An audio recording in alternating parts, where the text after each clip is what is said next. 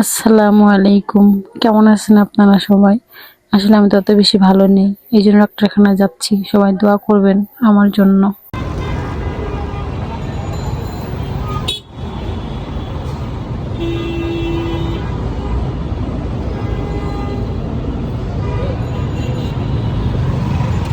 তো চলে আসলাম ডাক্তারখানায়।